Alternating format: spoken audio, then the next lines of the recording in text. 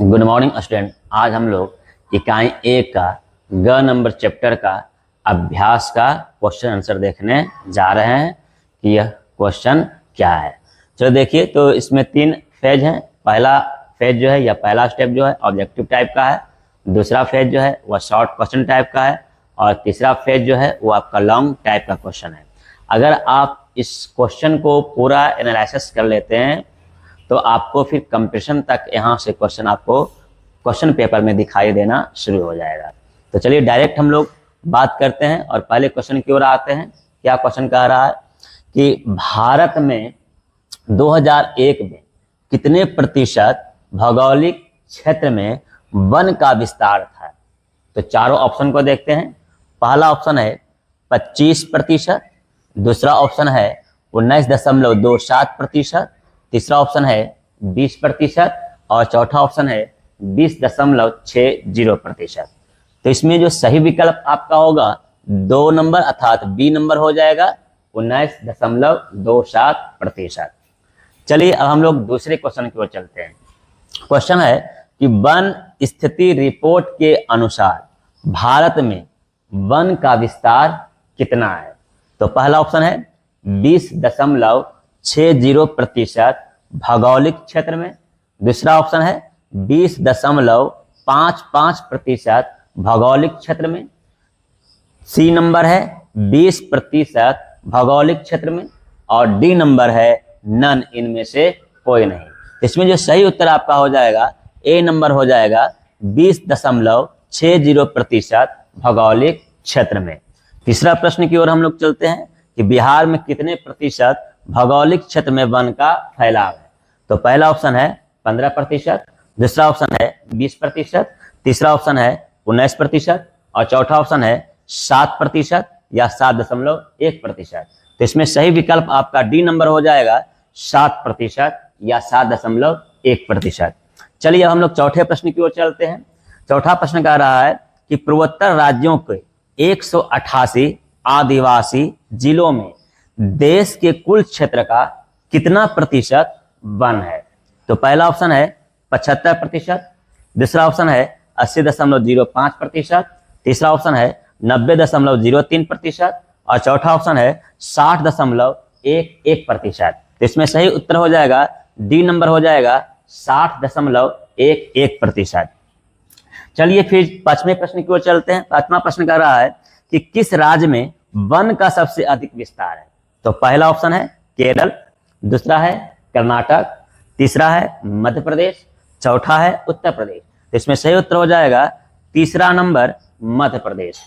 चलिए छठा क्वेश्चन देखते हैं कि वन संरक्षण एवं प्रबंधन की दृष्टि से वनों को वर्गीकृत कितने भागों में किया गया है। तो पहला ऑप्शन है 4 वर्गों में, दूसरा ऑप्शन है 3 वर्गों में और तीसरा ऑप्शन है 5 वर्गों में और चौथा ऑप्शन है नन, इनमें से कोई नहीं। तो इसमें सही उत्तर हो जाएगा बी नंबर हो जाएगा 3 वर्गों में। अब हम लोग 7वें क्वेश्चन की ओर चलते हैं। 1951 से 1980 तक लगभग कितने वर्ग किलोमीटर वन क्षेत्र कृषि भूमि में परिवर्तित हुआ है। तो पहला ऑप्शन है 30,000, दूसरा ऑप्शन है 26,200, तीसरा ऑप्शन है 2500 और चौथा ऑप्शन है 3500। इसमें जो सही विकल्प आपका हो जाएगा 26,200 वर्ग किलोमीटर। चलिए अब हम लोग 8वें प्रश्न की ओर चलते हैं। कहता है कि संविधान की धारा 21 का संबंध है। तो ऑप्शन पहला है वन्य जीवों तथा प्राकृतिक संसाधनों के संरक्षण से, दूसरा ऑप्शन है मृदा संरक्षण, तीसरा ऑप्शन है जल संसाधन संरक्षण और चौथा ऑप्शन है खनिज संपदा संरक्षण। इसमें जो सही उत्तर आपका हो जाएगा ए नंबर हो जाएगा वन्य जीवों तथा प्राकृतिक संसाधनों के संरक्षण से। चलिए हम लोग 9वें प्रश्न की ओर चलते हैं। एक एनजीओ वानिकी रिपोर्ट के अनुसार 1948 में विश्व में कितने हेक्टेयर भूमि पर वन का विस्तार है। तो इसमें ऑप्शन है 6 अरब, दूसरा ऑप्शन है 4 अरब, तीसरा ऑप्शन है 8 अरब और चौथा ऑप्शन है 5 अरब। इसमें सही विकल्प आपका बी नंबर हो जाएगा 4 अरब।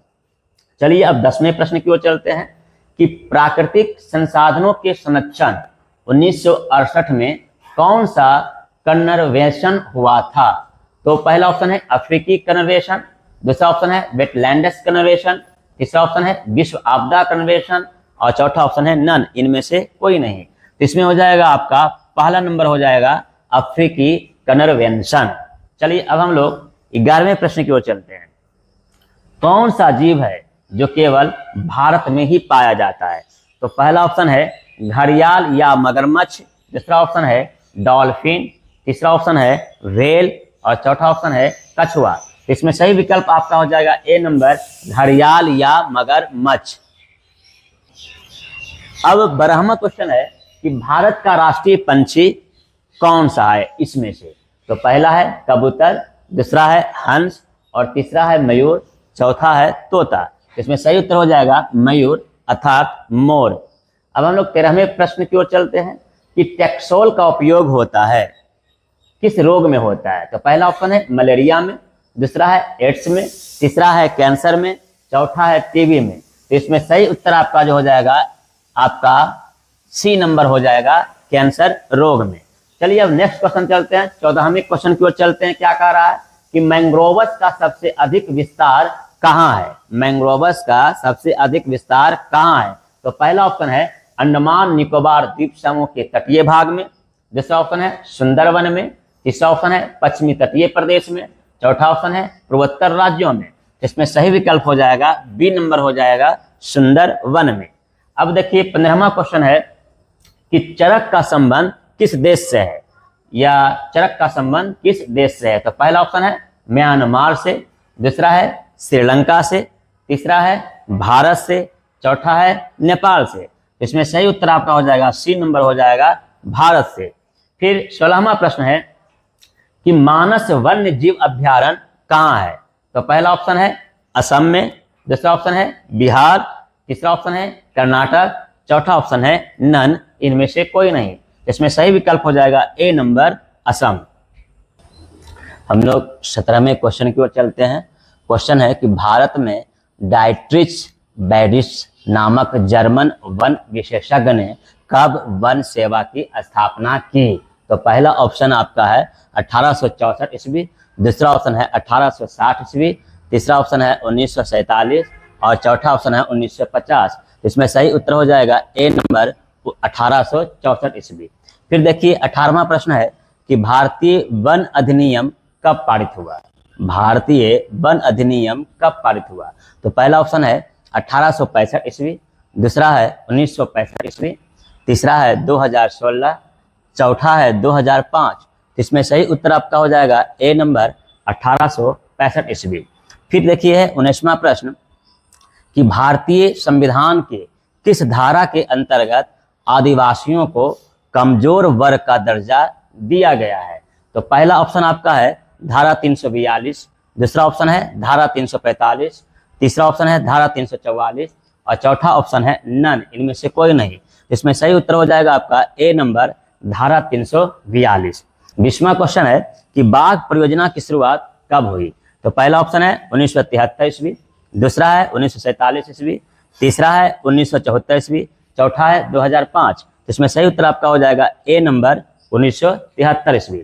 फिर देखिए 21वां प्रश्न है कि जैव विविधता अधिनियम कब पारित हुआ था? फिर से क्वेश्चन समझिए, जैव विविधता अधिनियम कब पारित हुआ था? तो पहला ऑप्शन है 2002 ईस्वी, दूसरा है 2000 ईस्वी, तीसरा ऑप्शन है 2001 ईस्वी और चौथा ऑप्शन है 1947। इसमें सही उत्तर हो जाएगा ए नंबर हो जाएगा 2002 ईस्वी। चलिए अब हम लोग 22वें प्रश्न की ओर चलते हैं। 22वां प्रश्न कह रहा है कि भारतीय वन जीव बोर्ड का गठन कब हुआ था? तो पहला ऑप्शन है 1952 ईस्वी, दूसरा है 1950 ईस्वी, तीसरा है 1965 ईस्वी और चौथा है नन, इनमें से कोई नहीं। इसमें सही उत्तर हो जाएगा ए नंबर 1952 ईस्वी। अब देखिए हम लोग 23वें प्रश्न की ओर चलते हैं। 23वां प्रश्न कह रहा है कि वन जीव सुरक्षा एक्ट कब पारित हुआ था? तो पहला ऑप्शन है 1972 ईस्वी, दूसरा है 1982 ईस्वी, तीसरा है 1990 ईस्वी, चौथा है नन, इनमें से कोई नहीं। इसमें सही उत्तर हो जाएगा ए नंबर 1972 ईस्वी। 24वां प्रश्न है कि Q9 औषधि किस रोग के लिए है? तो पहला ऑप्शन है मलेरिया, दूसरा ऑप्शन है टीबी, तीसरा ऑप्शन है कैंसर, चौथा ऑप्शन है सभी। इसमें सही उत्तर हो जाएगा मलेरिया। अब हम लोग 25वें प्रश्न की ओर चलते हैं। क्या 25वां प्रश्न है? वन संरक्षण एक्ट, वन संरक्षण एक्ट कब लाया गया था? तो पहला ऑप्शन है 1980 ईस्वी, दूसरा है 1972 ईस्वी, फिर तीसरा है 1999 ईस्वी, चौथा है इनमें से कोई नहीं। इसमें सही उत्तर हो जाएगा 1980 ईस्वी। तो हम लोग 26वें प्रश्न की ओर चलते हैं कि भारत का राष्ट्रीय पशु क्या है? तो पहला ऑप्शन है मयूर, दूसरा है बाघ, और तीसरा है कमल, और चौथा है बरगद। तो इसमें सही उत्तर आपका हो जाएगा बी नंबर बाघ। अब ध्यान दीजिए, मयूर जो है यह भारत का राष्ट्रीय पंछी है, और कमल जो है यह भारत का राष्ट्रीय पुष्प है, और बरगद जो है यह भारत का राष्ट्रीय वृक्ष है। चलिए अब हम लोग 27वें प्रश्न की ओर चलते हैं। कहता है कि चिपको आंदोलन कब आरंभ हुआ था? तो पहला ऑप्शन है 1972 ईस्वी, दूसरा है 1973 ईस्वी, तीसरा ऑप्शन है 1975 ईस्वी, और चौथा है नन, इनमें से कोई नहीं।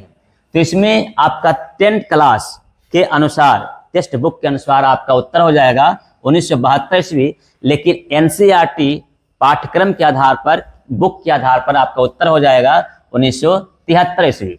तो अगर 10वां क्लास के प्रश्न पेपर में आता है तो 1972 मारिए, लेकिन अगर कंपटीशन वाले में क्वेश्चन पूछता है कि चिपको आंदोलन कब आरंभ हुआ था, तो आपको बनाना पड़ेगा 1973 ईस्वी, अर्थात 1973 ईस्वी को ही आप क्या कीजिएगा, सही कीजिएगा। चलिए 28वां क्वेश्चन की ओर चलते हैं कि चिपको आंदोलन किसने चलाया था? तो पहला ऑप्शन है सुंदरलाल बहुगुणा, दूसरा ऑप्शन है मेधा पाटेकर, तीसरा ऑप्शन है महात्मा गांधी, चौथा है सभी। तो इसमें से सही उत्तर हो जाएगा सुंदरलाल बहुगुणा। मेधा पाटेकर जो थे यह गुजरात में नर्मदा बचाओ आंदोलन चलाए थे, जबकि महात्मा गांधी जो हैं यह असहयोग आंदोलन, सविनय अवज्ञा आंदोलन, चंपारण आंदोलन, भारत छोड़ो आंदोलन, कई आंदोलन चलाने का ये कार्य किए थे। चलिए अब 29वें क्वेश्चन की ओर चलते हैं। चिपको आंदोलन किस राज्य से आरंभ हुआ था? तो पहला ऑप्शन है उत्तराखंड, दूसरा ऑप्शन है उत्तर प्रदेश, तीसरा ऑप्शन है राजस्थान, और चौथा ऑप्शन है सभी। इसमें सही विकल्प आपका हो जाएगा उत्तराखंड। चलिए अब हम लोग 30वें क्वेश्चन की ओर चलते हैं। बांधवगढ़, ध्यान दीजिए, बांधवगढ़ राष्ट्रीय उद्यान कहाँ है? तो पहला ऑप्शन है बिहार, दूसरा ऑप्शन है मध्य प्रदेश, तीसरा ऑप्शन है उत्तर प्रदेश, और चौथा ऑप्शन है कर्नाटक। इसमें सही उत्तर आपका जो हो जाएगा वो हो जाएगा बी नंबर मध्य प्रदेश। और अभी फिलहाल में करंट में यह राष्ट्रीय उद्यान छाया हुआ था। चलिए अब हम लोग 21वें प्रश्न की ओर चलते हैं। सारिस्का वन्य जीव पशु विहार कहाँ है? तो पहला ऑप्शन है बिहार, दूसरा ऑप्शन है राजस्थान, तीसरा ऑप्शन है महाराष्ट्र, और चौथा है नन। इसमें सही उत्तर आपका जो हो जाएगा बी नंबर हो जाएगा राजस्थान। अब आपका 32वां प्रश्न कह रहा है कि पेरियार बाघ रिजर्व किस राज्य में है? फिर से क्वेश्चन समझिए, पेरियार बाघ रिजर्व किस राज्य में है? तो पहला ऑप्शन है केरल, दूसरा ऑप्शन है बिहार, तीसरा ऑप्शन है मध्य प्रदेश, चौथा ऑप्शन है सभी। इसमें आपका सही उत्तर हो जाएगा ए नंबर हो जाएगा केरल, अर्थात केरल राज्य में पेरियार जो है बाघ रिजर्व है। चलिए अब 33वां प्रश्न, चलिए कॉर्बेट राष्ट्रीय उद्यान कहाँ है? फिर सुनिए, कॉर्बेट राष्ट्रीय उद्यान कहाँ है? तो पहला ऑप्शन है केरल, दूसरा ऑप्शन है उत्तरांचल, तीसरा ऑप्शन है बिहार, और चौथा ऑप्शन है नन, इनमें से कोई नहीं। इसमें सही उत्तर आपका हो जाएगा बी नंबर हो जाएगा उत्तरांचल। क्वेश्चन नंबर 34 देखेंगे हम लोग कि क्षेत्रफल में सर्वाधिक वन एवं वृक्ष आवरण में प्रथम राज्य कौन है? तो पहला ऑप्शन है मध्य प्रदेश, दूसरा ऑप्शन है अरुणाचल प्रदेश, तीसरा ऑप्शन है महाराष्ट्र, और चौथा ऑप्शन है सभी। इसमें सही उत्तर हो जाएगा ए नंबर हो जाएगा मध्य प्रदेश। क्वेश्चन है कि क्षेत्रफल में सर्वाधिक वन आवरण वाला राज्य कौन है? तो पहला ऑप्शन है मध्य प्रदेश, दूसरा ऑप्शन है अरुणाचल प्रदेश, तीसरा ऑप्शन है छत्तीसगढ़, चौथा ऑप्शन है नन, इनमें से कोई नहीं। तो इसमें पहला उत्तर हो जाएगा मध्य प्रदेश। चलिए अब हम लोग 36 नंबर क्वेश्चन देखते हैं कि प्रतिशत में सर्वाधिक वनावरण वाला राज्य कौन है? तो पहला ऑप्शन है लक्षद्वीप, दूसरा ऑप्शन है मिजोरम, तीसरा ऑप्शन है अंडमान एवं निकोबार, और चौथा ऑप्शन है नन। तो इसमें सही उत्तर हो जाएगा ए नंबर हो जाएगा लक्षद्वीप। चलिए अब हम लोग 37वां नंबर देखते हैं कि वन अनुसंधान संस्थान कहाँ है? क्वेश्चन क्या कह रहा है? वन अनुसंधान संस्थान कहाँ है? तो पहला ऑप्शन है देहरादून, दूसरा ऑप्शन है भोपाल, तीसरा ऑप्शन है पटना, चौथा ऑप्शन है नन, इनमें से कोई नहीं। इसमें सही उत्तर हो जाएगा आपका ए नंबर देहरादून। और देहरादून जो है यह किस राज्य में है? तो उत्तराखंड राज्य में है। चलिए अब हम लोग 38वें क्वेश्चन की ओर आते हैं। 38वां प्रश्न क्या कह रहा है कि भारत का पहला राष्ट्रीय डॉल्फिन अनुसंधान केंद्र कहाँ है? तो पहला ऑप्शन है पटना, दूसरा ऑप्शन है भोपाल, तीसरा ऑप्शन है रांची, चौथा ऑप्शन है नन। इसमें सही उत्तर आपका हो जाएगा ए नंबर पटना। और पटना कहाँ है? बिहार। कभी कभी जिलावाई या स्थानवाई पूछ देता है, या कभी कभी राज्य के नाम से पूछ देता है। जैसे पूछ देगा कि भारत का पहला राष्ट्रीय डॉल्फिन अनुसंधान केंद्र किस राज्य में है? ऑप्शन ए दे देगा बिहार, बी दे देगा मध्य प्रदेश, सी दे देगा झारखंड और डी दे देगा इनमें से कोई नहीं। तो आपको मारना पड़ेगा बिहार। तो हमेशा ये ध्यान में रखना है। चलिए अब हम लोग 39वें प्रश्न की ओर चलते हैं। भारत का पहला तितली अभ्यारण्य कहाँ है? तो ऑप्शन है केरल, दूसरा ऑप्शन है बिहार और तीसरा ऑप्शन है मध्य प्रदेश, चौथा ऑप्शन है नन। इसमें सही उत्तर हो जाएगा ए नंबर केरल। चलिए अब हम लोग 40वें क्वेश्चन की ओर चलते हैं। क्या कह रहा है कि भारत का पहला ऑक्सीजन पक्षी पार्क कहाँ है? ध्यान दीजिए, भारत का पहला ऑक्सीजन पक्षी पार्क कहाँ है? पहला ऑप्शन है नागपुर, दूसरा ऑप्शन है पटना, तीसरा ऑप्शन है रांची और चौथा ऑप्शन है नन। इसमें सही उत्तर हो जाएगा ए नंबर नागपुर। और नागपुर किस राज्य में है? महाराष्ट्र में है। चलिए 41वां प्रश्न की ओर। भारत का पहला गिद्ध प्रजनन केंद्र कहाँ उद्घाटन किया गया है? ध्यान दीजिए, भारत का पहला गिद्ध प्रजनन केंद्र का उद्घाटन कहाँ किया गया है? तो पहला ऑप्शन है गोरखपुर, दूसरा ऑप्शन है पटना, तीसरा ऑप्शन है भोपाल और चौथा ऑप्शन है नन। इसमें सही उत्तर आपका हो जाएगा ए नंबर गोरखपुर। और गोरखपुर किस राज्य में है? तो उत्तर प्रदेश में है। चलिए हम लोग 42वें क्वेश्चन की ओर। घना पक्षी विहार तथा रणथंभौर राष्ट्रीय उद्यान कहाँ है? इसमें दो प्रश्न है। एक पूछेगा कि घना पक्षी विहार कहाँ है, दूसरा पूछ देगा कि रणथंभौर राष्ट्रीय उद्यान कहाँ है। चलिए इसका ऑप्शन देखते हैं। पहला है राजस्थान, दूसरा है केरल, तीसरा है बिहार और चौथा है उत्तर प्रदेश। तो इसमें सही उत्तर हो जाएगा राजस्थान, यानी पहला नंबर। चलिए अब हम लोग 43वें क्वेश्चन की ओर चलते हैं। क्वेश्चन क्या कह रहा है कि चिल्का अभ्यारण्य कहाँ है? तो पहला ऑप्शन है उड़ीसा, दूसरा ऑप्शन है मध्य प्रदेश, तीसरा ऑप्शन है बिहार और चौथा है नन। इसमें सही उत्तर आपका हो जाएगा उड़ीसा। और उड़ीसा राज्य के किस जगह पर? तो पुरी नामक जगह पर है। चलिए अब 44वें क्वेश्चन की ओर। दुधवा राष्ट्रीय उद्यान कहाँ है? क्वेश्चन क्या है? दुधवा राष्ट्रीय उद्यान कहाँ है? तो पहला ऑप्शन है बिहार, दूसरा ऑप्शन है उत्तर प्रदेश, तीसरा ऑप्शन है मध्य प्रदेश और चौथा ऑप्शन है नन। तो इसमें सही उत्तर हो जाएगा बी नंबर उत्तर प्रदेश। अब हम लोग 45वें क्वेश्चन की ओर चलते हैं। कंचनजंगा राष्ट्रीय उद्यान कहाँ है? क्वेश्चन फिर समझिए, कंचनजंगा राष्ट्रीय उद्यान कहाँ है? तो ऑप्शन है पहला सिक्किम, दूसरा है बिहार, तीसरा है राजस्थान और चौथा है नन। इसमें सही उत्तर हो जाएगा पहला नंबर सिक्किम। अब हम लोग 46वें क्वेश्चन की ओर चल रहे हैं। कहता है कि नंदा देवी कहाँ है? ऑप्शन है उत्तराखंड, दूसरा है बिहार, तीसरा है उत्तर प्रदेश और चौथा है नन। इसमें सही उत्तर विकल्प जो हो जाएगा पहला नंबर उत्तराखंड। 47वें क्वेश्चन की ओर चलिए। कहता है कुशेश्वर स्थान अभ्यारण्य, या उसी को दूसरे तरीके से पूछ सकता है कि पक्षी विहार क्षेत्र कहाँ है? तो पहला ऑप्शन है दरभंगा, दूसरा ऑप्शन है सिक्किम, तीसरा ऑप्शन है केरल और चौथा है नन। इसमें सही विकल्प जो हो जाएगा पहला नंबर दरभंगा। और दरभंगा जिला किस राज्य में है? तो बिहार में है। चलिए अब हम लोग 48वें क्वेश्चन की ओर चलते हैं। तो इसमें पहला उत्तर हो जाएगा। अब 48वें क्वेश्चन की ओर चलते हैं। कांवर झील स्थित है, यानी कहाँ है? तो पहला ऑप्शन है बेगूसराय, दूसरा ऑप्शन है भागलपुर, तीसरा ऑप्शन है पटना और चौथा ऑप्शन है सभी। तो इसमें सही विकल्प जो हो जाएगा वो ए नंबर हो जाएगा, बेगूसराय। यानी बेगूसराय में ही कांवड़ झील पाया जाता है। चलिए अब 49वें क्वेश्चन की ओर। संजय गांधी जैविक उद्यान कहाँ है? क्वेश्चन है संजय गांधी जैविक उद्यान कहाँ है?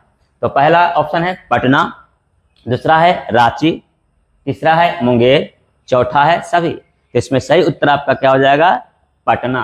तो पहला नंबर विकल्प हो जाएगा। यह क्वेश्चन ऐसे भी पूछेगा कि संजय गांधी जैविक उद्यान किस राज्य में है? तो आपको मारना पड़ेगा क्या? बिहार। चलिए अब अंतिम प्रश्न है ऑब्जेक्टिव का, यानी 50वां क्वेश्चन है कि घड़ियाल प्रजनन केंद्र कहाँ स्थापित किया गया है? फिर से क्वेश्चन समझिए, घड़ियाल प्रजनन केंद्र कहाँ स्थापित किया गया है? पहला ऑप्शन है मुरैना, दूसरा ऑप्शन है बिहार, तीसरा ऑप्शन है उत्तर प्रदेश, चौथा ऑप्शन है सभी। तो इसमें सही उत्तर हो जाएगा मुरैना। और मुरैना कहाँ है, किस राज्य में है? तो मुरैना जो है वह मध्य प्रदेश में है। अब हम लोग स्टेप 2 नंबर में या फेज 2 नंबर में देखते हैं, जिसका क्या है टॉपिक, शॉर्ट क्वेश्चन लघु उत्तरीय प्रश्न। तो पहला क्वेश्चन देखिए क्या कह रहा है कि बिहार में वन संपदा की वर्तमान स्थिति का वर्णन कीजिए। तो इस क्वेश्चन को हम लोग आंसर किस रूप में दे सकते हैं? तो इसको समझेंगे, इस तरह से आंसर हम दे सकते हैं, उत्तर लिखकर या आंसर लिखकर डैश देंगे, उसके बाद बोलेंगे कि 15 नवंबर 2000 ईस्वी को बिहार से एक अलग राज्य बना जिसका नाम रखा गया झारखंड। तो 15 नवंबर 2000 ईस्वी को झारखंड एक अलग राज्य के रूप में स्थापित हो गया। उसके बाद बिहार में जो वन है वह 6764.14 हेक्टेयर भूमि पर वन बच गए। अगर हम कहें कि बिहार के कुल भौगोलिक क्षेत्रफल का 7.1% पर ही वन क्या है, बचे हुए हैं या वन उपलब्ध पाए जाते हैं। फिर बिहार में कुल जिलों की संख्या 38 है। तो 38 जिलों में से 17 जिलों में क्या हो गए हैं, वन समाप्त हो गए हैं। कुछ जिले ऐसे हैं जहां वन अभी भी पर्याप्त मात्रा में पाए जा रहे हैं, जैसे आपका कह सकते हैं औरंगाबाद हो गया, पश्चिमी चंपारण हो गया, रोहतास हो गया, कैमूर हो गया, नवादा हो गया, नालंदा हो गया, फिर जमुई हो गया, बांका हो गया, रोहतास हो गया। ये ऐसे ज़िले हैं जहां वन सघन मात्रा में पाए जाते हैं। इन सभी ज़िलों में, जितने ज़िलों के हमने नाम लिया, उन सभी ज़िलों में कह सकते हैं कि लगभग 3700 जो है किलोमीटर में वन क्या है, फैले हुए हैं या विराजमान हैं। बाकी जो ज़िला शेष बच गए, उन ज़िलों में वन के नाम पर, जंगल के नाम पर क्या है, झरमुट पाया जाता है, अर्थात झाड़ियाँ पाई जाती है या घास फूस पाया जाता है। तो इस प्रकार हमने देखा कि बिहार में वन संपदा की स्थिति जो है अत्यंत दयनीय है, अतः वन को बढ़ावा देना जरूरी है। चलिए, तो पहला क्वेश्चन हम लोग का कंप्लीट हो गया। अब हम लोग दूसरे क्वेश्चन की ओर चलते हैं। क्या कहता है कि वन विनाश के मुख्य कारकों को लिखिए। प्रश्न पूछ रहा है कि वन विनाश के क्या क्या कारण हैं। तो फिर इसका आंसर देंगे कि वन विनाश के निम्नलिखित कारण हैं, डैश दिए, और पहला पॉइंट देंगे, क्या देंगे कि परिवहन के विस्तार होने से। अब इसका एग्जाम्पल दे देंगे, सड़क निर्माण के लिए, रेल निर्माण करने के लिए, या फिर कह सकते हैं हवाई अड्डे के निर्माण करने के लिए। इन सारे परिवहन व्यवस्थाओं को बढ़ावा देने के उद्देश्य से वन क्या हुए, कटते चले गए। अब दूसरा पॉइंट देंगे। दूसरा पॉइंट हम लोग क्या दे सकते हैं वन विनाश के मुख्य कारण? तो आवासीकरण, यानी मानव प्राणी जो है वह आवास, घर का निर्माण कर रहा है। तो घर के निर्माण करने से जंगल क्या हो रहे हैं, काटे जा रहे हैं। तो ये दूसरा पॉइंट हो गया। तीसरा पॉइंट हम देंगे ईंधन की प्राप्ति के लिए, यानी मानव जो है वह पेड़ पौधों को काट कर लकड़ियों के रूप में, ईंधन के रूप में उपयोग करने का काम करते हैं, और इससे वन क्या हो रहे हैं, कटते जा रहे हैं। फिर हम लोग तीसरे पॉइंट की ओर जा सकते हैं, और तीसरा पॉइंट हम लोग क्या कह सकते हैं, तीसरा पॉइंट कह सकते हैं संचार व्यवस्था को बढ़ावा देने के लिए। यानी आज जो है संचार व्यवस्था को बढ़ावा देने के लिए हम लोग क्या कहते हैं, टेक्नोलॉजी, प्रौद्योगिकी को स्थापित करने का काम करते हैं, और उस कारण भी वन क्या हो रहे हैं, कटते चले जा रहे हैं। फिर नेक्स्ट पॉइंट हम देख सकते हैं आबादी में लगातार वृद्धि। तो कहेंगे कि मानव की जनसंख्या वृद्धि लगातार होती जा रही है, और उन आबादियों के लिए आवश्यकताओं की पूर्ति हेतु जंगल को धड़ल्ले से क्या हो रहा है, काटा जा रहा है। तो ये सभी कारण हैं जो वन विनाश के क्या हो जाते हैं, मुख्य कारक बनते जा रहे हैं। तो ये आपका दूसरा प्रश्न भी क्या हो गया, कंप्लीट हो गया। अब देखिए तीसरा क्या है कि वन के पर्यावरणीय महत्व का वर्णन करें। अब देखिए वन का महत्व तो हर एक दृष्टिकोण से है, लेकिन इसमें प्रश्न कह रहा है, एक शब्द जोड़ दिया, पर्यावरणीय, अर्थात पर्यावरण से जोड़कर बताना होगा कि हम वन को कैसे महत्वपूर्ण मानते हैं। तो इसका आंसर देंगे, लिखेंगे कि वन के पर्यावरणीय महत्व इस प्रकार है, डैश दिए और पहला पॉइंट देके लिखे कि यह मानसून लाने का काम करता है। फिर दूसरा पॉइंट दिए कि वातावरण में वायु प्रदूषण, जल प्रदूषण, मृदा प्रदूषण और ध्वनि प्रदूषण को यह नियंत्रित करने का काम करता है और कम करने का भी काम करता है। फिर तीसरा पॉइंट देंगे कि वन जो होते हैं यह मृदा अपरदन को रोकने का काम करता है। फिर आप चौथा पॉइंट दे सकते हैं कि वायुमंडल में O2 और CO2 के बीच बैलेंस प्रदान करने का काम करता है। फिर आप पांचवा पॉइंट भी दे सकते हैं कि वन के कारण ही क्या होता है, स्थानीय जलवायु जो होती है वह मृदुल बनती है। तो इस प्रकार से हम देखें कि किस प्रकार से पर्यावरणीय दृष्टिकोण से वन जो है वह महत्वपूर्ण बन जाता है। तो चलिए अब हम लोग चौथे प्रश्न की ओर चलते हैं। और चौथा प्रश्न आपका क्या कह रहा है कि वन जीवों के ह्रास के चार प्रमुख, क्या है,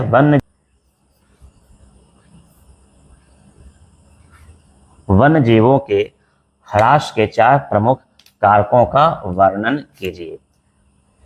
और वन जीवों के ह्रास के चार प्रमुख कारक क्या हैं? बोलेंगे कि वन जीवों के ह्रास के जो चार प्रमुख कारक हैं जो इस प्रकार हैं।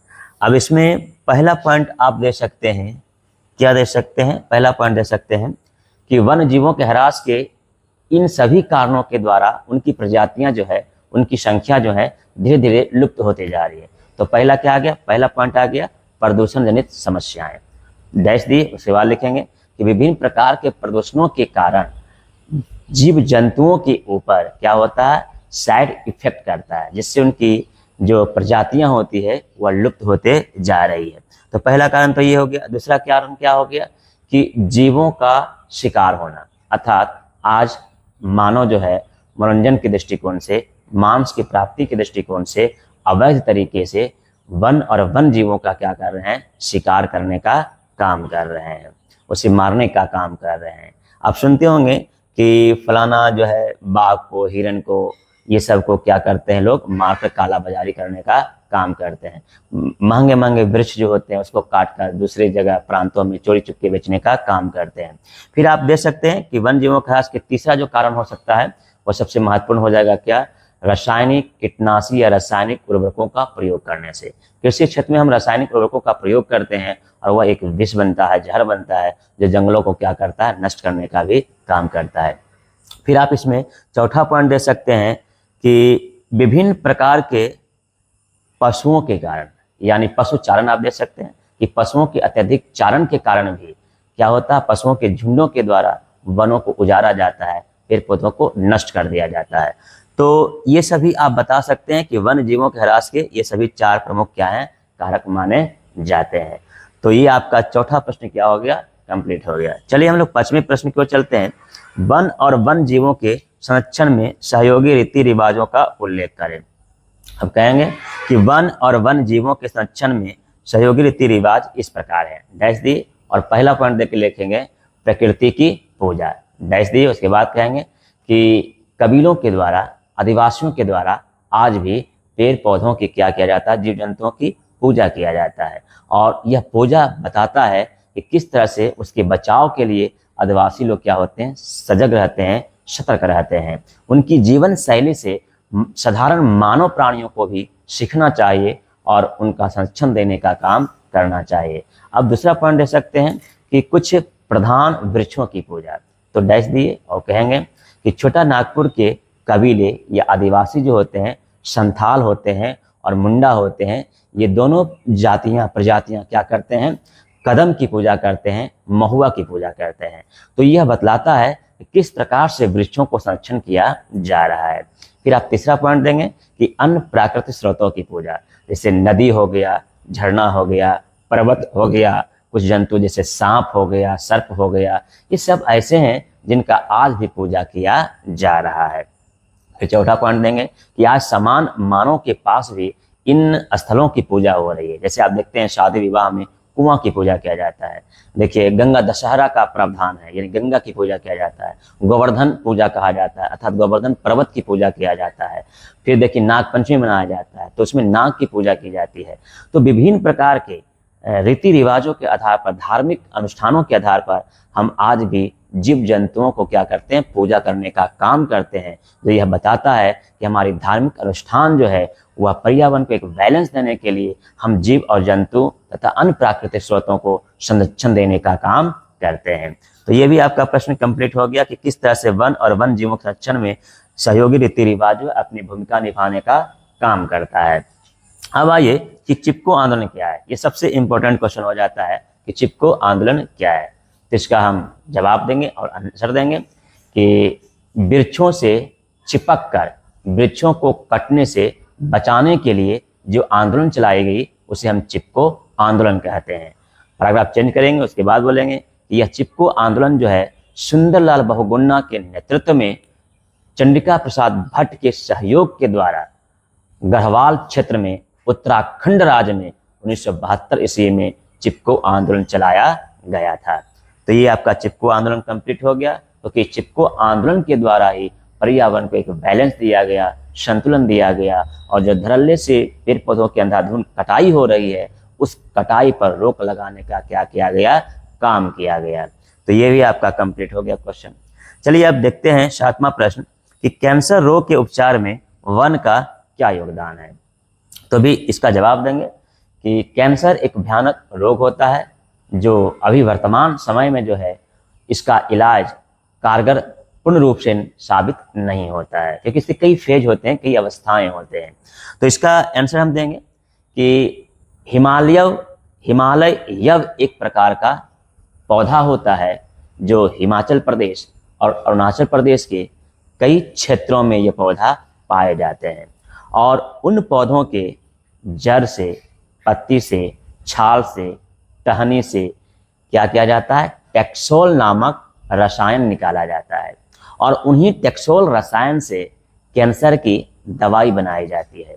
और फिर वही दवा जो है कैंसर के मरीजों को क्या किया जाता है, प्रदान किया जाता है, जो इसे कैंसर रोग में क्या करता है, सहजता देने का काम करता है, सुविधाएं प्रदान करता है। और अगर कैंसर कमजोर अवस्था में है तो उसे ठीक करने का भी क्या करता है, काम करता है।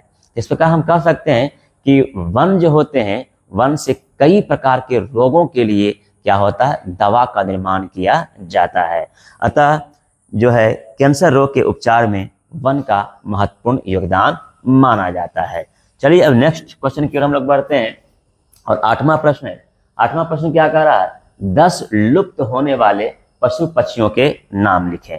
यानी आपको 10 को उदाहरण देना है जो भारत से क्या है, पशु और पक्षी दोनों मिलाकर, पशु और पक्षी जो हैं धीरे धीरे लुप्त होते जा रहे हैं। तो बोलेंगे कि 10 लुप्त होने वाले पशु पक्षियों का नाम इस प्रकार है, डैश देंगे और बोलेंगे पहला पॉइंट देंगे कृष्ण सार है, दूसरा पॉइंट देंगे श्वेत सारस है, फिर तीसरा पॉइंट देंगे क्या देंगे, हवा सील है ना। फिर चौथा पॉइंट आप दे सकते हैं बराह सिंघा है। फिर 5वां पॉइंट दे सकते हैं पर्वतीय बटेर है। फिर 6ठा पॉइंट आप दे सकते हैं लाल पांडा है। फिर 7वां पॉइंट भी आप दे सकते हैं भेड़िया है। 8वां पॉइंट दे सकते हैं नील गाय है। फिर आप 9वां पॉइंट दे सकते हैं या दे सकते हैं गेंडा है। फिर 10वां पॉइंट दे सकते हैं कि सारंग पक्षी है या सारंग जीव है। तो इस प्रकार से हम कई प्रकार के जीव जंतु यानी पशु पक्षियों का एग्जाम्पल के रूप में दे सकते हैं कि जो भारत से क्या हो रहा है, विलुप्त की ओर बढ़ता हुआ दिखाई दे रहा है। तो ये 8वां प्रश्न भी आपका कंप्लीट हो गया। अब देखिए 9वां प्रश्न क्या कह रहा है। 9वां कह रहा है कि वन जीवों के ह्रास में प्रदूषण जनित समस्याओं पर अपना विचार स्पष्ट कीजिए। तो लिखेंगे कि वन जीवों के ह्रास में प्रदूषण जनित समस्याएं अपनी भूमिका निर्वाह कर रहा है। जैसे अगर ओजोन परत छिद्र हो जाए तो ओजोन परत से क्या होता है, परावैंगनिक किरणें पृथ्वी पर आनी शुरू हो जाती है। और जब ओजोन गैस पृथ्वी पर आ जाती है यानी परावैंगनिक किरणें पृथ्वी पर जब आ जाती है तो इस परावैंगनिक किरणें से जीव जंतुओं के आंखों में जलन होती है और वह अपनी दृष्टि को खो देता है, अर्थात उसका नेत्र क्या हो जाते हैं, समाप्त हो जाते हैं। तो ये भी एक कारण हो गया। दूसरा कारण क्या है कि वातावरण में SO2 नामक गैस अगर अधिक मात्रा में बढ़ जाती है तो वह गैस जो होता है जीव जंतुओं के श्वसन क्रिया के द्वारा फेफड़े के अंदर जाता है, और फेफड़ा की आर्द्रता नमी जो है यानी आर्द्र को क्या करता है, सोख लेता है, और जिसके कारण उसे क्या होता है, सांस लेने में तकलीफ भी होता है, और साथ ही साथ वह मृत्यु को क्या कर लेता है, प्राप्त कर लेता है। फिर आप तीसरा कह सकते हैं कि अगर वातावरण में CO की मात्रा बढ़ जाए अर्थात कार्बन मोनोऑक्साइड की मात्रा बढ़ जाए और वह जीव जंतुओं के शरीर के अंदर चला जाए तो वह क्या करता है, रक्त में ऑक्सीजन को घुलने से रोक देता है, और अंततः उस व्यक्ति की क्या हो जाती है, या उस जीव जंतु की क्या हो जाती है, मृत्यु हो जाती है। अब फिर चौथा पॉइंट भी दे सकते हैं कि वायु प्रदूषण, जल प्रदूषण, मृदा प्रदूषण या विकिरण प्रदूषण के फैलने से वो क्या होता है, जीव जंतुओं पर साइड इफेक्ट करता है, जिसके कारण उसके DNA भी प्रभावित होते हैं और धीरे धीरे उनकी प्रजातियां क्या होती है, लुप्त होनी भी आरंभ हो जाती है। इस प्रकार हम कह सकते हैं कि वन जीवों के ह्रास में प्रदूषण जनित समस्याओं का भी एक महत्वपूर्ण भूमिका होता है, जो हमारे बीच से इनकी प्रजातियां धीरे धीरे ही क्या होती जा रही है, लुप्त होती जा रही है या विनाश होती जा रही है। हम लोग 10वें प्रश्न की ओर चलते हैं। 10वां क्वेश्चन क्या कह रहा है कि भारत के 2 प्रमुख जैवमंडल क्षेत्र का नाम, क्षेत्रफल एवं राज्यों का नाम लिखे। तो इसमें आप देखिए, सबसे पहले तो जैवमंडल का नाम लिखना है, दूसरा है उसका क्षेत्रफल बताना है, और तीसरा है राज्य का नाम लिखना है। यानी 3 प्रश्न इसमें क्या है, समाया हुआ है। तो बोलेंगे कि भारत के 2 प्रमुख जैवमंडल क्षेत्र का नाम, क्षेत्रफल एवं राज्यों का नाम इस प्रकार है, डैश देंगे और पहला पॉइंट नाम देंगे और लिखेंगे क्या, नंदा देवी। तो नंदा देवी जैवमंडल क्षेत्र का नाम हुआ, और उसका क्षेत्रफल बताएंगे, क्षेत्रफल कितना है, तो 2236.74 है। उसके बाद बताना है किस राज्य में है, तो नंदा देवी जो है वह उत्तराखंड राज्य में है। तो एक कंप्लीट हो गया। दूसरा नाम देंगे, सबसे पहले जैवमंडल क्षेत्र का नाम क्या देंगे, तो मानस जैवमंडल क्षेत्र। अब उसमें क्या है, क्षेत्रफल बताना है, तो क्षेत्रफल उसका कितना है, 2837 है। फिर बताना है उस राज्य का नाम जहां वो पाया जा रहा है, तो राज्य क्या हो जाएगा, असम हो जाएगा। तो ये कंप्लीट हो गया 10वां क्वेश्चन भी कि क्या करना है, सिर्फ आपको 2 प्रमुख जैवमंडल क्षेत्र का नाम बताना है, फिर क्षेत्रफल बताना है और फिर उसके राज्य संबंधित नाम बताना है। तो ये 10वां क्वेश्चन भी कंप्लीट हो गया। चलिए अब हम लोग तीसरे नंबर की ओर आते हैं, स्टेप 3 आते हैं, और 3 जो है वह दीर्घ उत्तरीय प्रश्न है, लॉन्ग टाइप का क्वेश्चन है। देखते हैं पहला क्वेश्चन क्या कर रहा है कि वन एवं वन जीवों के महत्व का विस्तार से वर्णन कीजिए। तो फिर इसका आंसर देंगे कि वन एवं वन जीवों का महत्व इस प्रकार है, डैश देंगे और लिखेंगे। पहला पॉइंट देंगे कि वन से हमें क्या होती है, ईंधन की प्राप्ति होती है, तो पहला पॉइंट हो गया। दूसरा पॉइंट देंगे कि वन जीवों से हमें मांस की प्राप्ति होती है। फिर तीसरा पॉइंट देंगे कि वन जीवों के द्वारा जो है हमें औषधि की प्राप्ति होती है। फिर चौथा पॉइंट देंगे कि वन जीवों के द्वारा हमें कह सकते हैं कि विभिन्न प्रकार की आवश्यकताओं की पूर्ति होती है। फिर आप 5वां पॉइंट भी दे सकते हैं कि वन और वन जीवों के द्वारा हमें विभिन्न प्रकार के क्या होते हैं, दवाओं के रूप में उपयोग में काम आते हैं। जैसे आपको बताए थे कि टैक्सोल रसायन प्राप्त किया जाता है, जैसे मलेरिया के लिए दवा का निर्माण किया जाता है, टीबी के निर्माण करने के लिए भी दवा का निर्माण किया जाता है। तो ये सब हैं जिसके उपचार में दवा के रूप में उपयोग आ रहे हैं। फिर अगला पॉइंट देंगे कि यह स्थानीय जलवायु को मृदुल बनाने का काम करता है। फिर नेक्स्ट पॉइंट देंगे कि यह हरित गृह प्रभाव को नियंत्रित करने का काम करता है। फिर नेक्स्ट पॉइंट हम दे सकते हैं कि यह वायुमंडल में CO2 और O2 के बीच बैलेंस बनाने का काम करता है। फिर नेक्स्ट पॉइंट हम दे सकते हैं कि यह जो है पृथ्वी के अत्यधिक गर्म होने से रोकने का यह काम करता है। फिर अगला पॉइंट दे सकते हैं कि यह अम्लवृष्टि को भी नियंत्रित करने का काम करता है। फिर हम कह सकते हैं कि वन और वन जीवों के द्वारा जो है हम सजावटी वस्तु की भी प्राप्ति करने का काम करते हैं। फिर नेक्स्ट पॉइंट हम दे सकते हैं कि वातावरण से या कह सकते हैं कि पर्यावरण से प्रदूषण को यह कम करने का काम करता है। सोचिए अगर पेड़ पौधे रहते हैं तो वह प्रदूषण को कम करते हैं, जीव जंतु जो होते हैं वो मरे हुए जीवों को क्या करते हैं, भक्षण करने का काम करते हैं, जिससे उनकी बदबू जो है, बैक्टीरिया वायरस जो है यह वातावरण में फैलता नहीं है। तो उसको खाकर वातावरण को साफ भी रखने का काम करते हैं और क्या करते हैं, बीमारी होने से रोकने का भी काम करते हैं। फिर आप कह सकते हैं यह मृदा अपरदन को भी रोकने का काम करते हैं। फिर अगला पॉइंट आप दे सकते हैं यह मानसून लाने का काम करते हैं। फिर आप नेक्स्ट पॉइंट भी देख सकते हैं कि अनेक प्रकार के जीव जंतुओं को वन के रूप में उसे आवास उपलब्ध हो जाता है, जिससे उनकी प्रजनन क्षमताएं दर्ज होती है, वह संतुलन में बना हुआ रहता है। फिर आप नेक्स्ट पॉइंट देख सकते हैं कि इससे आहार श्रृंखला और खाद्य श्रृंखला भी संतुलन में रहता है, अर्थात उसका भी बैलेंस बना हुआ रहता है। फिर आप देख सकते हैं पॉइंट कि वन और वन जीव जो होते हैं उनके लिए वो क्या होते हैं, एक प्रकार का कह सकते हैं संपूर्ण जीवन जीने की क्रियाकलापों का एक साधन बन जाते हैं। फिर आप कह सकते हैं कि वन और वन जीवों से मानव की आवश्यकताओं के रूप में, फल के रूप में, फूल के रूप में, फिर कह सकते हैं आप क्या कह सकते हैं उसका घर निर्माण के रूप में, ये सब में उसका उपयोग किया जाता है।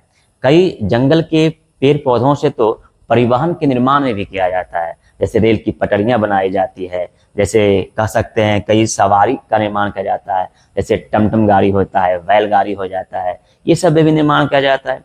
और कई पेड़ पौधे की ऐसे नस्ल होते हैं जिससे कई हथियार का निर्माण किया जाता है, जैसे बंदूक का निर्माण किया जाता है। बंदूक का जो बेत होता है उससे लकड़ियों से ही प्राप्त होते हैं, तो जो हमें पेड़ पौधे से प्राप्त होते हैं। हमें गोंद की प्राप्ति होती है, कहाँ से होता है, जंगल से ही प्राप्त होता है।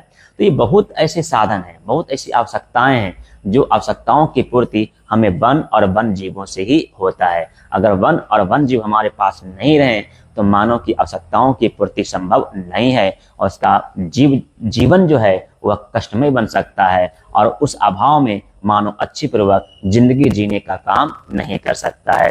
तो ये पहला क्वेश्चन आपका कंप्लीट हो गया। चलिए अब हम लोग दूसरे प्रश्न की ओर चलते हैं। दूसरा प्रश्न क्या कह रहा है, जैव विविधता क्या है, यह मानव के लिए क्यों महत्वपूर्ण है, विस्तार से लिखिए। इसमें दो क्वेश्चन है, एक तो हुआ जैव विविधता क्या है, पहला प्रश्न हो गया जैव विविधता क्या है, और फिर दूसरा है यह मानव के लिए क्यों महत्वपूर्ण है। दो क्वेश्चन है। अब इसको समझिए कि जैव विविधता से आप क्या समझते हैं, ऐसे ही पूछ देगा कि जैव विविधता से आप क्या समझते हैं, या जैव विविधता क्या है, या जैव विविधता को परिभाषित करेगा उदाहरण सहित। चलते इसको समझ लेते हैं, इस क्वेश्चन को कि जैव विविधता क्या है। कहेंगे कि पृथ्वी पर अनेक प्रकार के जीव जंतु पाए जाते हैं, और उन जीव जंतुओं में एक व्यापक अंतर पाया जाता है जिसे हम जैव विविधता कहते हैं। परिभाषा क्लियर हो गया कि पृथ्वी पर पाए जाने वाले जीव जंतुओं के बीच में एक व्यापक अंतर पाया जाता है जिसे हम जैव विविधता कहते हैं। उसके बाद पैराग्राफ चयन करेंगे, एग्जाम्पल देके लिखेंगे, और लिखेंगे जैसे पक्षियों के रूप में उदाहरण देंगे, कौवा, मैना, बगुला हो गया। उसके बाद देंगे हिरन हो गया, पशु के रूप में हाथी हो गया, फिर कुत्ता दे सकते हैं, मगरमच्छ दे सकते हैं, जलीय जीव का कुछ उदाहरण दे सकते हैं। तो ये सब डिफरेंस है, अलग अलग है, अंतर है। तो इस प्रकार से उसको हम क्या कहेंगे, जैव विविधता कहेंगे। अब है कि दूसरा क्वेश्चन इसमें, यह मानव के लिए क्यों महत्वपूर्ण है। तो पैराग्राफ चेंज करेंगे, उसके बाद लिखेंगे कि जैव विविधता मानव के लिए इस प्रकार महत्वपूर्ण है, फिर डैश देंगे और कहेंगे कि यह स्थानीय जलवायु को मृदुल बनाता है। पहला पॉइंट कंप्लीट। फिर हम दूसरा पॉइंट देंगे कि यह मानसून लाने का काम करता है। फिर तीसरा पॉइंट देंगे यह मृदा अपरदन को रोकने का काम करता है। फिर चौथा पॉइंट देंगे कि यह आहार श्रृंखला और खाद्य श्रृंखला को बैलेंस प्रदान करता है। फिर पांचवा पॉइंट देंगे कि जैव विविधता से हमें ईंधन की प्राप्ति होती है। फिर छठा पॉइंट देंगे यह जीव जंतुओं को आवास उपलब्ध कराने का काम करता है। फिर सातवां पॉइंट देंगे कि इससे कई प्रकार की औषधि तैयार किए जाते हैं। फिर आठवां पॉइंट देंगे कि इससे कई प्रकार के रोगों के लिए अंग्रेजी दवा का निर्माण किया जाता है।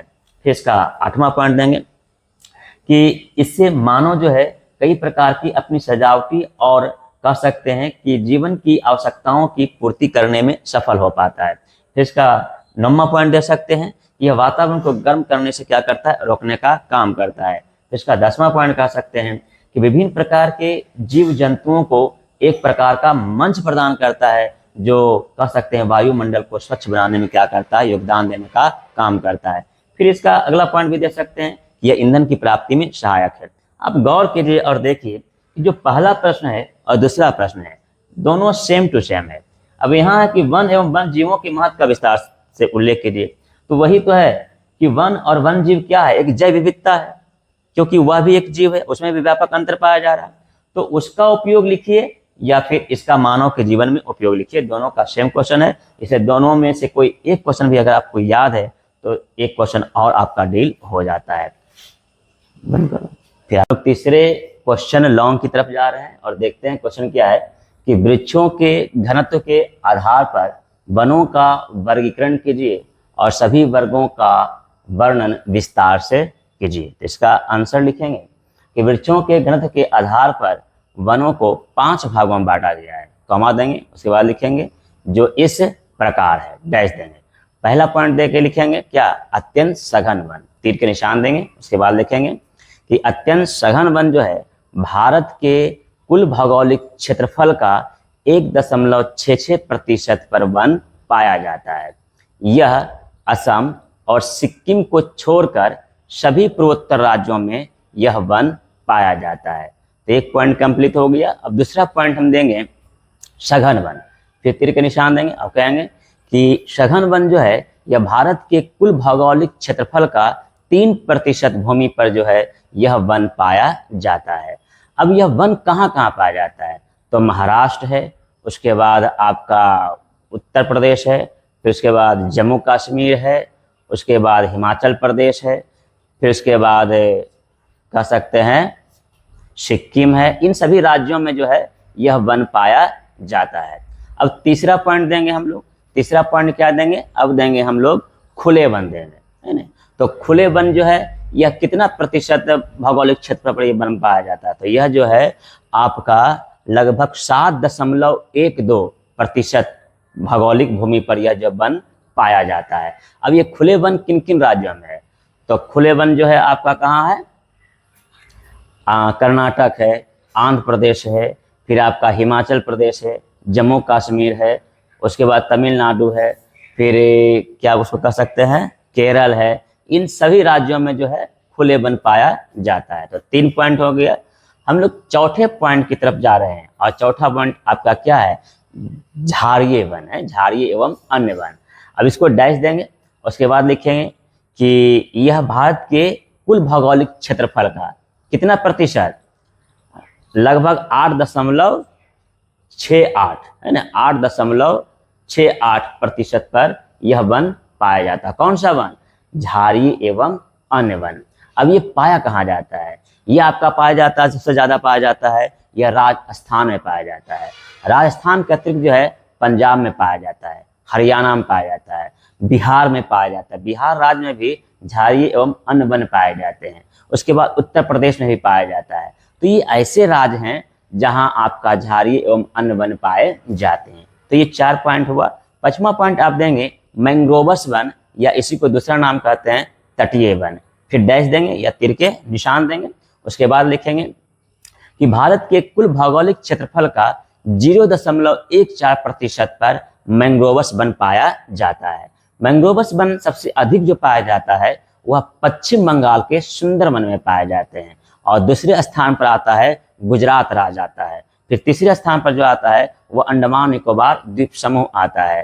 फिर उसके बाद अन्य राज्य आ जाते हैं, जैसे तमिलनाडु में भी पाया जाता है, फिर आपका केरल में भी पाया जाता है, कर्नाटक में भी पाया जाता है। तो इन सभी राज्यों में जो है आपका मैंग्रोवस एवं तटीय वन पाए जाते हैं। तो ये आपका जो तीसरा क्वेश्चन है पूर्ण रूप से कंप्लीट हो गया कि वृक्षों को घनत्व के आधार पर जो है यह 5 भागों में ही बांटा जाता है। फिर से एक बार पॉइंट बोल देते हैं, अत्यंत सघन वन, सघन वन, उसके बाद खुले वन, उसके बाद झाड़िये एवं अन्य वन, और 5वां हो गया आपका मैंग्रोवस एवं तटीय वन। चलिए, तो आपका तीसरा प्रश्न पूर्ण रूप से कंप्लीट हो गया। अब हम लोग चौथे क्वेश्चन लॉन्ग की तरफ चल रहे हैं। चौथा कह रहा है कि विस्तार पूर्वक, अब ध्यान दीजिए, विस्तार पूर्वक बताएं कि मानव क्रियाएं किस प्रकार प्राकृतिक वनस्पति और प्राणी जात के ह्रास के कारक हैं। अब इसमें आपको एक चीज ध्यान रखना है, क्रियाएं।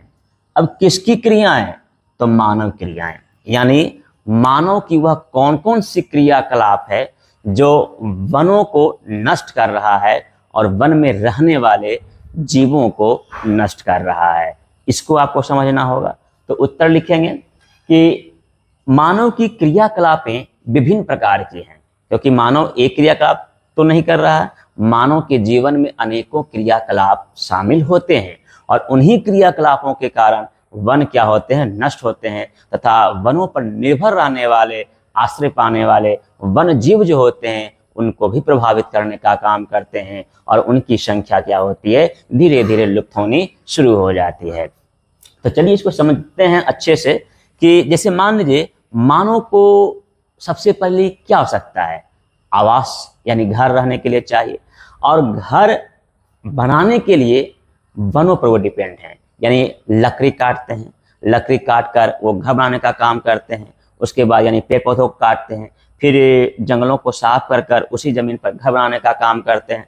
तो आवासीय निर्माणकरण के कारण जो है काफी धड़ल्ले से पेड़ पौधे काटे जा रहे हैं।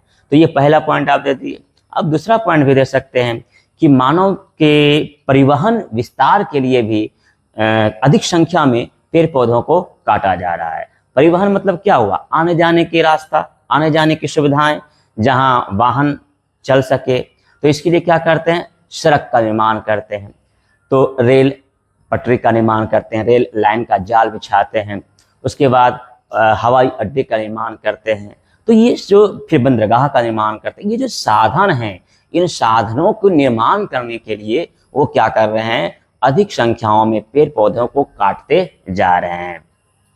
अब देखिए जब पेड़ पौधे कटेंगे तो पेड़ पौधों यथा जंगलों में जो जीव जंतु रहने वाले हैं, क्या वो जीव जंतु कहाँ जाएंगे, किधर जाएंगे, तो उनका भी क्या होता है, हरासमेंट होता है, वो भी क्या होते हैं, नष्ट होते हैं, क्योंकि उनका भी आवास छीन लिया जाता है। मानव जीव जंतुओं को आवास छीनकर अपना आवास बना रहा है, जिसके कारण उनकी प्रजनन क्षमताएं जो होती है वह बाधित हो जाती है और प्रजनन क्षमता में दर में घटाव यानी कह सकते हैं कमी आने शुरू हो जाती है, और इसकी कमी से उनकी प्रजातियां धीरे धीरे क्या होती है, विलुप्त होते चली जाती है। तो ये आप दूसरा कारण भी दे सकते हैं। आप तीसरा कारण दे सकते हैं। तीसरा कारण क्या हो सकता है, कृषि विस्तारीकरण के लिए, यानी मानव जो है जीविकोपार्जन करने के लिए या मानव जो है अपना परिवार का पालन पोषण करने के लिए वो खेती करता है, और खेती करने के लिए क्या करता है, जंगलों में आग लगा देता है। तो पेड़ पौधों में आग लगाता है या पेड़ पौधों को काटता है, उस भूमि को कृषि में बदलने का काम करता है, और इसके कारण क्या होता है, कृषि का विस्तारीकरण होना शुरू हो जाता है। और ये कृषि का जब विस्तार होता है तो एक तरफ तो हम फसल का उत्पादन कर रहे हैं, तो दूसरी तरफ हम वनों को, जंगलों को क्या कर रहे हैं, नष्ट करने का काम कर रहे हैं। तो कृषि विस्तारीकरण भी मानव की क्रियाकलाप का एक हिस्सा होता है, अंश होता है, और यह भी पेड़ पौधों को नष्ट करता है तथा पेड़ पौधों के बीच में या वनों में रहने वाले जीव जंतु भी क्या होते हैं, नष्ट होते हैं। आप चौथा पॉइंट दे सकते हैं, औद्योगिक विस्तारीकरण, यानी मानव अपनी आवश्यकताओं की पूर्ति करने के लिए कल कारखानों को स्थापित करता है, उद्योगों को स्थापित करता है, और उद्योग स्थापित करने के लिए भी वह जंगलों को साफ करता है, और जंगलों को साफ करने के कारण पेड़ पौधे भी नष्ट हुए, उसके बाद उसके अंदर रहने वाले जीव जंतु जो होते हैं वह भी नष्ट होना शुरू हो जाते हैं। तो औद्योगिक षड्यंत्र भी क्या किया, वह वन और वन जीवों को नष्ट करने का क्या किया, काम करने का कार्य किया।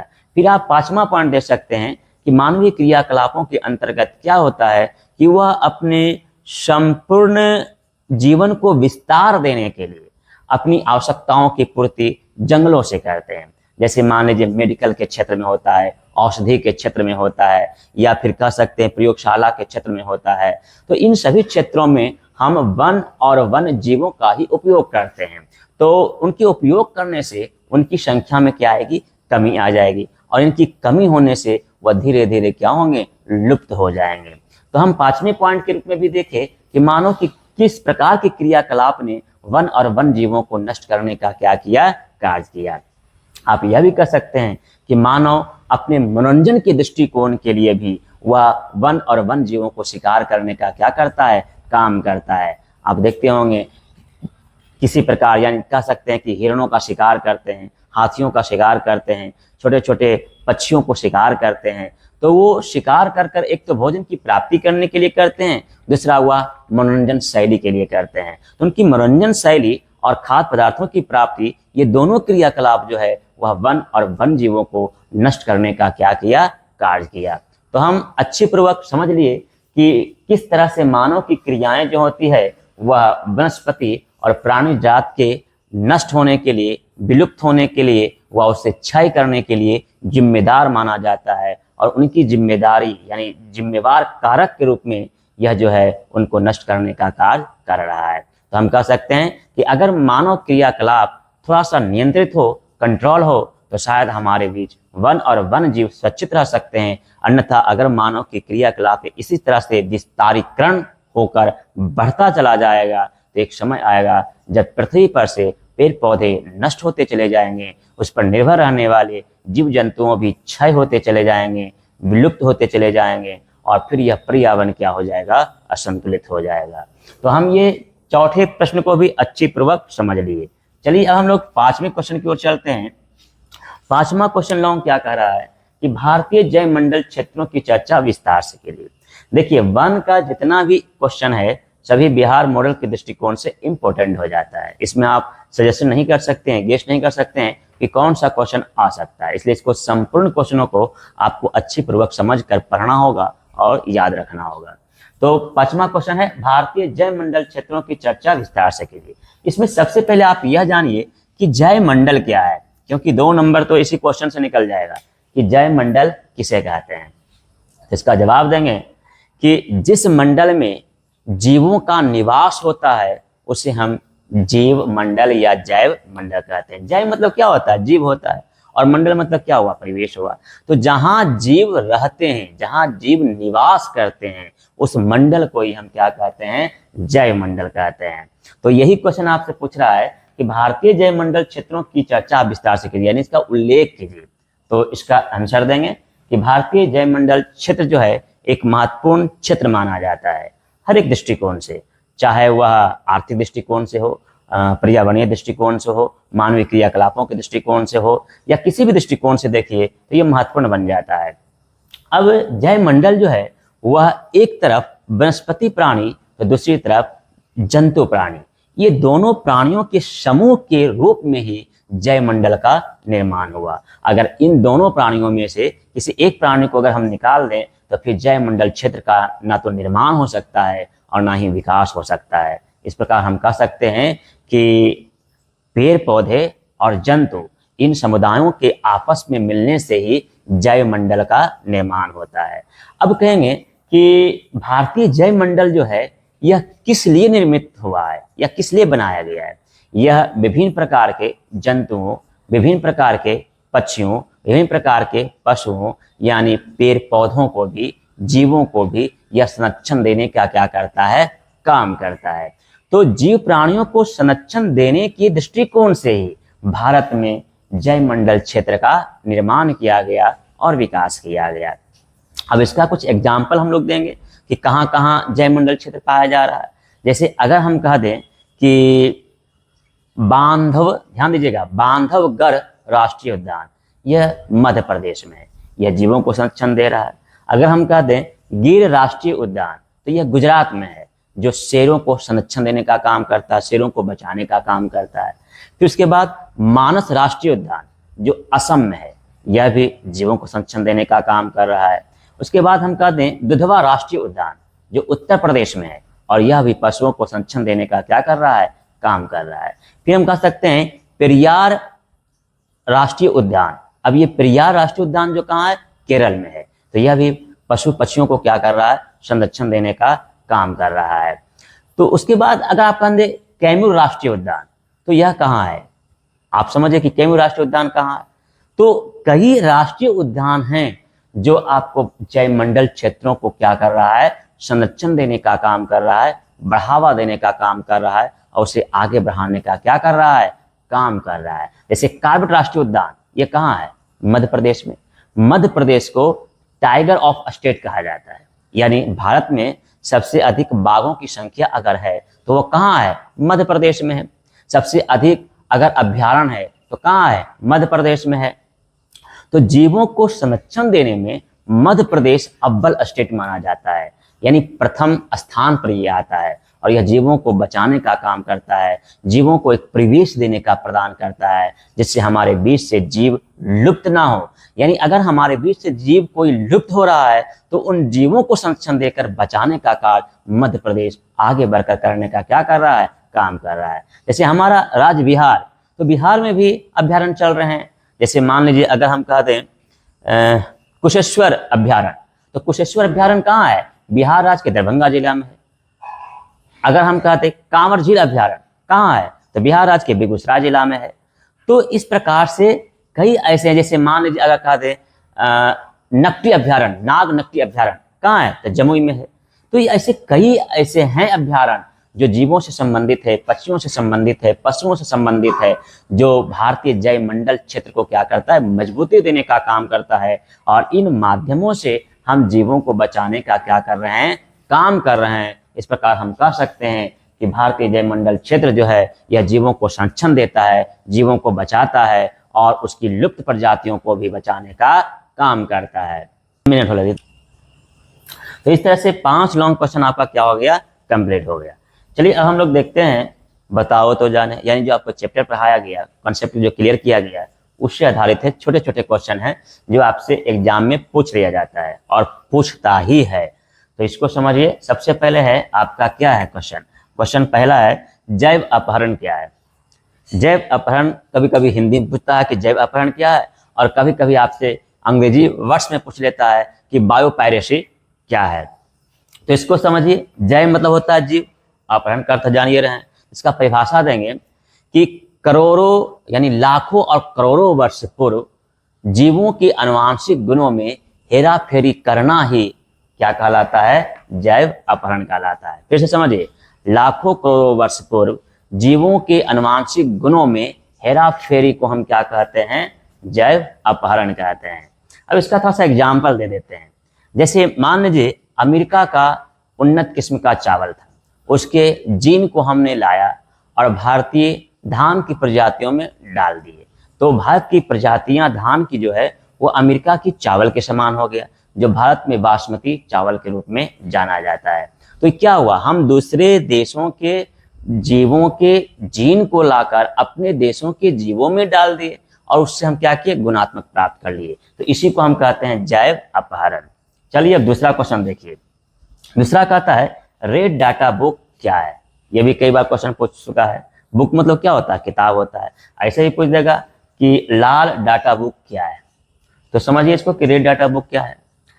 कहेंगे कि विलुप्त हो रहे, क्या बोल रहे हैं, विलुप्त हो रहे जीवों की प्रजातियों को 8 सूचियों में सूचीबद्ध किया गया है, और यह सूची जिस पुस्तकों में उल्लेख किया गया है उस पुस्तक को ही रेड डाटा बुक कहते हैं।